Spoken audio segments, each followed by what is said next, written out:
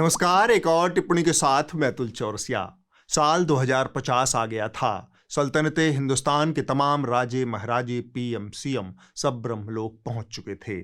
स्वर्ग में चाय की टपरी पर डंकापति उर्फ सनातन चाय वाला भी अपना साजो सामान लेकर जमा हुआ था। हिंदुस्तान में संविधान को लागू हुए 100 साल होने जा रहे थे। इन दिनों नेहरू और वाजपेयी ने टपरी पर आना कम कर दिया था। गांधी जी को आए भी एक लंबा अरसा हो गया था। सबको बस एक ही बात बुरी लगती थी, सनातन चाय वाला तमीज से बात ही नहीं करता, बड़े छोटे का लिहाज ही नहीं है। खैर, सवेरे सवेरे कोयले की भट्टी पर चाय वाले ने यादवोचित ढंग से दूध में पानी मिलाकर चाय बनाना शुरू कर दिया था। रेडियो उसी खरखराहट के साथ चल रहा था। बदले हुए हिंदुस्तान का संघ समर्पित गीत प्रसारित हो रहा था। सेवा में भारत माता की अर्पित यह जीवन है, अपना अर्पित यह जीवन। गाना चल ही रहा था कि दूर से औरंगजेब और वीर सावरकर एक साथ आते दिखे। दोनों को साथ आता देख चाय वाले का माथा ठनका। यह कॉम्बिनेशन तो बड़ा घातक है। इसी उधेड़बुन में वो खौल रही चाय में चीनी डालने का अभिनय करने लगा। टपरी के टूटे स्टूल पर सावरकर और औरंगजेब ने अपनी तशरीफ टिकाई और फिर दोनों ने चाय वाले से प्रणाम वालेकुम किया। चाय वाले ने सिर्फ सावरकर की ओर देखकर पलट प्रतिक्रिया दी, औरंगजेब को नजरअंदाज किया। यह अशिष्टता ही उसका गहना थी। यह बात सबको पता थी, इसलिए किसी ने उसे तवज्जो नहीं दी।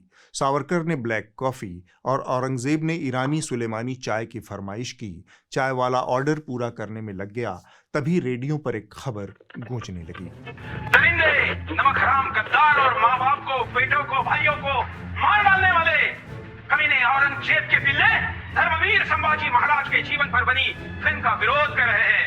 शायरों की जिन्हें कई दशकों पहले ऐसे नमक हरामों के लिए एक कविता लिखी थी और कहा था, देश धर्म पर मिटने वाला शेर शिवा का छावा था, महापराक्रमी परम प्रतापी एक ही शंभू राजा था। यह सुनकर औरंगजेब च्योंके सावरकर असहज हो गए। चाय वाले की मूंछों में खिलखिलाहट पैदा हो गई। यह आवाज उसकी जानी पहचानी थी। रेडियो उद्घोषक चाय वाले का करीबी था। एक जमाने में वह डंकापति का दरबारी हुड़कचुल्लू रहा था। चाय की टपरी पर कुल जमा यही 3 लोग और एक रेडियो था। तीनों के बीच पसरे हुए तनाव को तोड़ते हुए औरंगजेब ने कहा, मोहतरम, ये कैसी जुबान है। हमने भी 50 बरस तक तख्त हिंदुस्तान पर राज किया। हमारा राज रहते हिंदुस्तान का सकले दाखिले मुल्की फ्रांस, बरतानिया, उस्मानिया, गरजिए की समूची दुनिया में सबसे ऊपर था, और आज हमको इस कदर गालियां दी जा रही हैं। संभाजी की बात मैं क्या कहूँ, वो तो आप ही बताएं। औरंगजेब ने सावरकर की ओर मुखातिब होकर कहा। चाय वाले और औरंगजेब की आपसी किचाहिन में खुद को फंसता देखकर सावरकर ने इस तरह से सिर हिलाया कि न हाँ लगे न ना। तभी रेडियो बज उठा। सावरकर उनकी पुस्तक 6 glorious epochs of Indian history में लिखते हैं कि छत्रपति संभाजी मराठा साम्राज्य पर शासन करने के लिए अयोग्य थे। वो गुस्सैल, शराबी और अय्याश थे। सावरकर को औरंगजेब की तरफ जाता देख चाय वाला अपने असली रूप में आ गया। खबरदार जो आपने संभाजी के बारे में कुछ भी कहा। डंकापति का यह चेहरा देख सावरकर सकपका गए। औरंगजेब को खुशी हुई, पर दोनों ने अपने भावों को छिपाए रखा। इसी वक्त में रेडियो पर एक गाना प्रसारित हुआ। होठों पे सच्चाई रहती है, जहाँ दिल में सफाई रहती है। गाना खत्म हो गया, लेकिन चाय वाले का गुस्सा खत्म नहीं हुआ। उसने कहा, शर्म नहीं आती आपको? 46 लाख हिंदुओं को मरवा दिया, लाखों मंदिर तोड़ डाले। आप जैसे लोगों को तो मैं कपड़ों से पहचान जाता हूं। औरंगजेब के 49 वर्षों के कार्यकाल में 46 लाख और हर साल लगभग 1 लाख लोग मारे गए थे, और इनमें भी ज्यादातर हिंदू थे। चाय वाला लगातार औरंगजेब के प्रति तल्ख होता जा रहा था। तब औरंगजेब ने कुछ रिकॉर्ड सामने रखने का फैसला किया। आपकी जानकारी दुरुस्त नहीं है मोहतरम। मेरी सेना में 31% हिंदू सैनिक थे।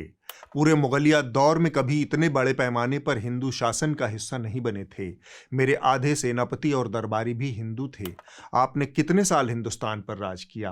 मैं सल्तनते हिंदुस्तान की गद्दी पर 50 बरस तक बैठा हूं।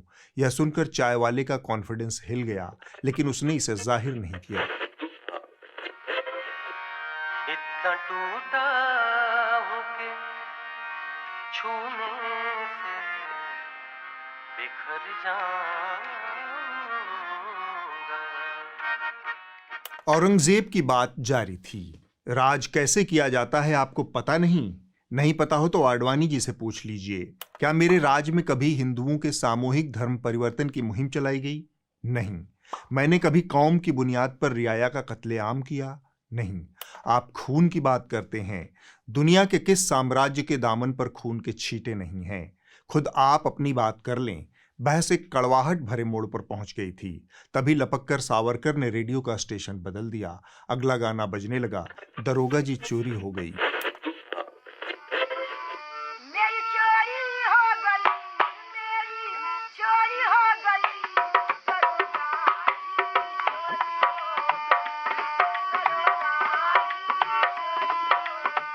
चाय वाला औरंगजेब के बदले तेवर से थोड़ा हिला हुआ था, पर अपनी कमजोरी को छिपाकर एक बार फिर से औरंगजेब को उसने घेरा।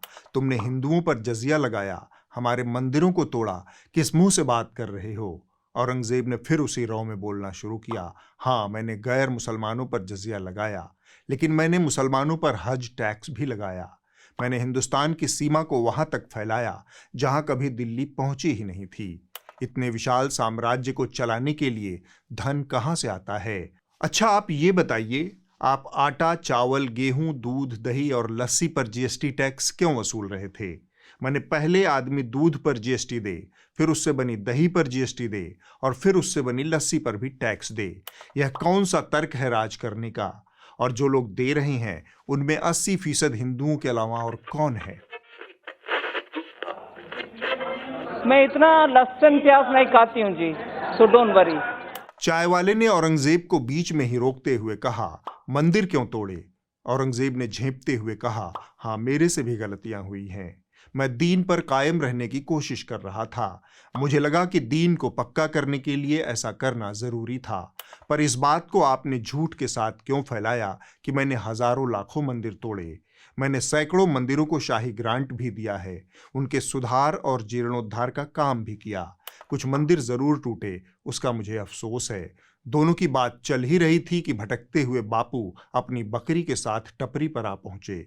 इस समय रेडियो पर एक गाना चल रहा था।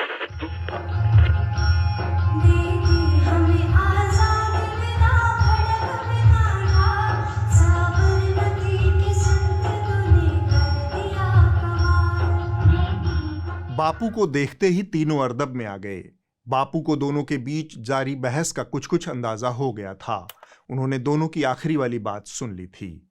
सावरकर से दुआ सलाम हुई, फिर उन्होंने अपनी बात रखी। शासक अपने समय का प्रतिनिधि होता है। आज से 1000 साल पहले तलवारों के दम पर सत्ता फैलाई गई। औपनिवेशिक काल में व्यापार की आड़ में सत्ता फैलाई गई। 20वीं सदी आते आते संविधान और जनता की ताकत से सत्ता बनने बिगड़ने लगी। हर शासक में कोई न कोई अवगुण होता है। मैं अपने अनुभव से कह रहा हूं। मैंने चर्चिल जैसे काइयां लोग भी देखे हैं।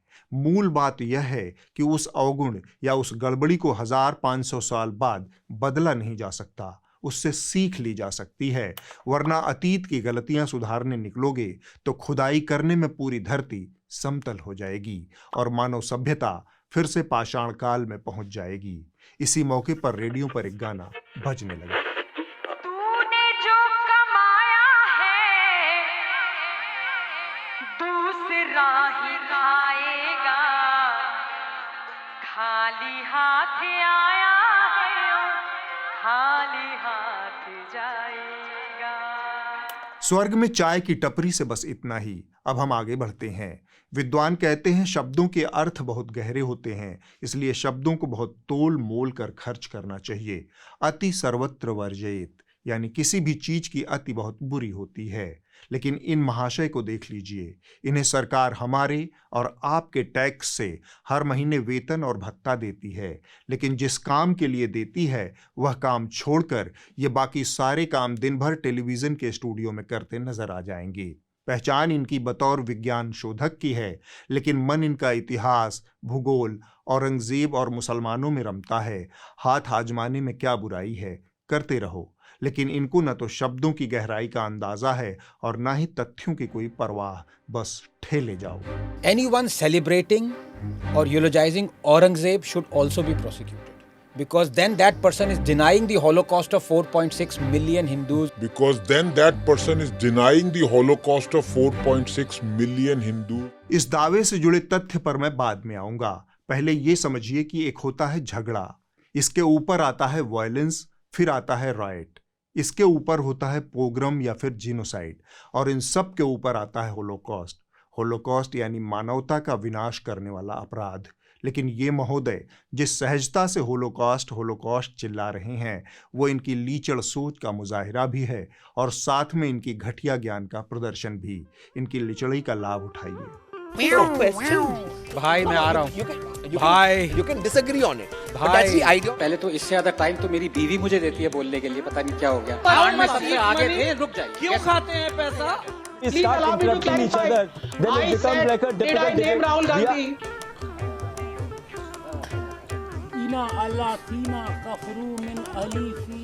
अब हम तथ्य पर आते हैं। क्या सचमुच औरंगजेब ने 46 लाख हिंदुओं का कत्लेआम किया? इस दावे पर रिसर्च करते हुए मुझे हिस्टोरियन मणिमुग्ध शर्मा का एक लेख मिला। उन्होंने 46 लाख हत्याओं के दावे की पड़ताल की।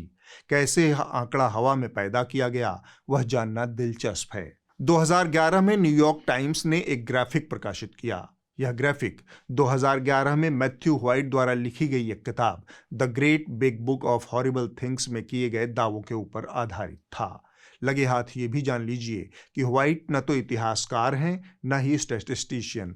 न्यूयॉर्क टाइम्स ने उस किताब के विवरण के आधार पर एक ग्राफिक प्रकाशित किया। मणिमुग्ध शर्मा ने व्हाइट की किताब पढ़ी। व्हाइट ने अपने दावे का स्रोत बताया था एक इटालियन यात्री निकोलाओ मनुची को, जो कि औरंगजेब के आखिरी दिनों में भारत यात्रा पर आया था। मनुची ने अपने वृत्तांत में लिखा कि आखिर के वर्षों में दक्कन में औरंगजेब का अभियान बहुत खराब चल रहा था। एक साल में लगभग 1 लाख सैनिक मर गए थे और फिर 1702 से 1704 के बीच भीषण अकाल पड़ा, जिसमें करीब 20 लाख और लोग मारे गए।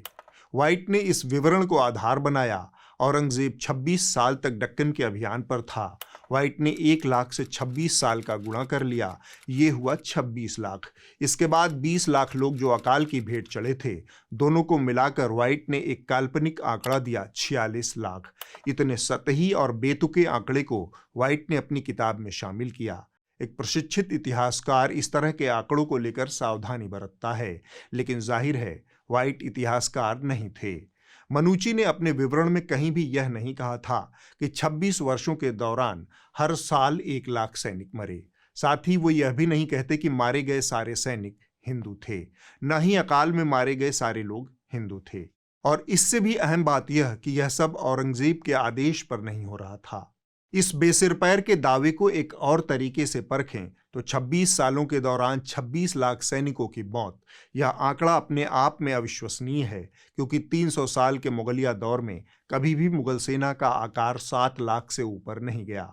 इस तरह के जाली आंकड़ों के आधार पर होलोकॉस्ट जैसी शब्दावली का बेजा इस्तेमाल किया जा रहा है, सिर्फ डर और नफरत फैलाने के लिए। न कोई प्रमाण है, न कोई तथ्य है, और यह सब ANI जैसे प्रतिष्ठित मीडिया के पॉडकास्ट में हो रहा है। क्या कहें? There are all these third-rate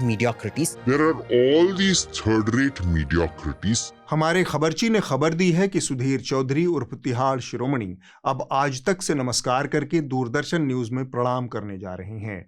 DD news लंबे वक्त से इस सस्ते नशे के चक्कर में फंसा हुआ था। अब दूरदर्शन ने तय किया है कि जब नशा ही करना है तो फिर हमसे महंगा नशा भला कौन ही कर सकता है।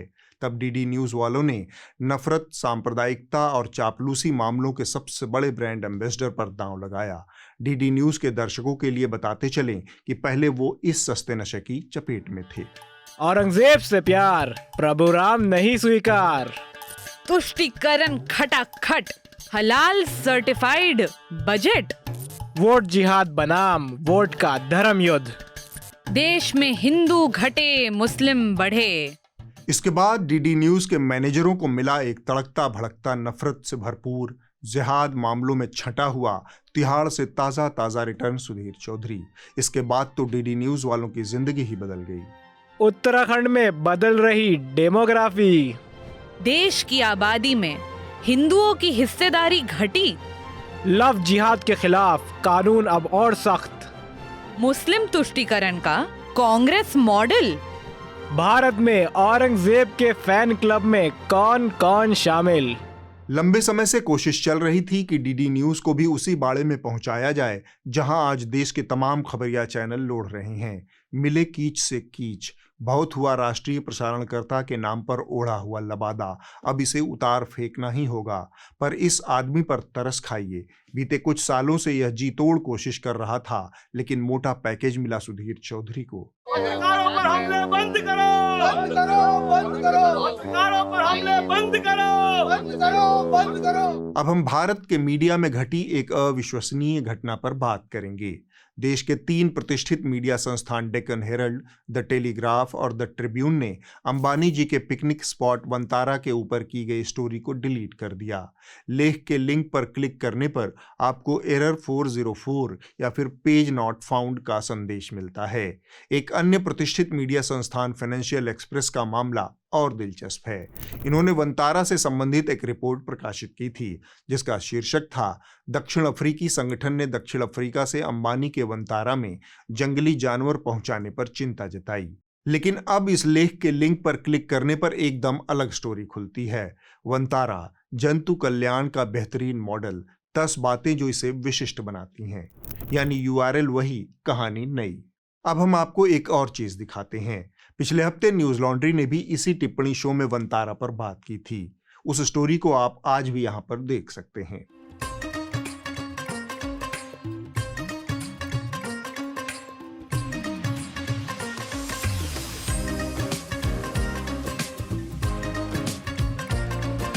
अब मैं इससे एकदम अलग बात करने जा रहा हूं। विज्ञापन पर निर्भर मीडिया के मॉडल में बहुत सारी दिक्कतें हैं। वो अपने राजस्व के लिए किसी और पर निर्भर रहता है और उसकी वजह से आपके हित की खबरें हटा ली जाती हैं। कभी कभी तो वो सामने ही नहीं आती। इसके मुकाबले में मीडिया के आय का एक और मॉडल है सब्सक्रिप्शन, जो कि न्यूज लॉन्ड्री का मॉडल है। इसमें हमारी निर्भरता सिर्फ आपके ऊपर है। आप खुद मीडिया में निवेश कर रहे हैं और बदले में मीडिया आप तक आपके हित की खबरें पहुंचाता है। अब फैसला आपके हाथ में है कि कौन सा मॉडल आपके लिए फायदेमंद है। एक बात जान लीजिए कि आप निवेश करेंगे तो मीडिया आपके लिए जवाबदेह बनेगा। मीडिया संस्थान कैसे खबरों के साथ खिलवाड़ करते हैं उसे एक और उदाहरण से समझिए। कर्नाटक के विश्व प्रसिद्ध पर्यटन स्थल हम्पी के पास 3 आरोपी युवकों ने पहले एक पुरुष पर्यटक को तुंगभद्रा नहर में धक्का दे दिया और फिर 2 महिलाओं के साथ बलात्कार किया। उनमें से एक महिला इजराइल की और दूसरी भारतीय थी। दूसरी खबर कन्नड़ अभिनेत्री रान्या राव की है, जो दुबई से सोने की तस्करी के आरोप में 2 हफ्ते पहले बेंगलुरु में गिरफ्तार हुई थी। जाहिरन हम्पी की घटना ज्यादा बड़ी, चिंताजनक और डरावनी है। इसका पब्लिक इंटरेस्ट कहीं ज्यादा बड़ा है। इस घटना से विदेशों में भारत की छवि भी खराब हुई है, जबकि रान्या राव का मामला व्यक्तिगत भ्रष्टाचार का मामला है। इन 2 खबरों को मीडिया ने कैसे कवर किया? इंडिया टुडे, जो कि देश का सबसे तेज और बड़ा मीडिया नेटवर्क है, उसकी कवरेज का हमने जायजा लिया। रान्या राव के ऊपर इंडिया टुडे के यूट्यूब चैनल पर 6 मार्च से अब तक 60 के करीब वीडियो अपलोड किए गए हैं, जबकि हम्पी की घटना पर सिर्फ 3 वीडियो उपलब्ध हैं। यह आपका मीडिया है जिसका पब्लिक इंटरेस्ट से कोई लेना देना ही नहीं है। यह सिर्फ सनसनी, सिनेमा और सौंदर्य में लिप्त है। अब हम आगे बढ़ते हैं। मोदी जी के खास दोस्त हैं डोनाल्ड ट्रंप। ट्रंप के खास दोस्त हैं इलोन मस्क। इस तरह दोस्त का दोस्त भी दोस्त ही हुआ, तो इस रिश्ते से मस्क मोदी जी के भी दोस्त हुए। लेकिन मस्क जी का एक वेंचर है जो इन दिनों एडवेंचर में व्यस्त है। एक्स, जो कि पहले ट्विटर था, अब मस्क के मालिकाना हक में है और इसका एक AI, बोले तो आर्टिफिशियल इंटेलिजेंस टूल है, ग्रोक। वही AI जिसके बारे में मोदी जी के ख्याल इतने उत्तम हैं। मैं मानता हूं कि AI का मतलब है अमेरिकन इंडियन। समझ में आ गया होगा आपको कि मोदी जी ट्रंप के कितने करीब हैं।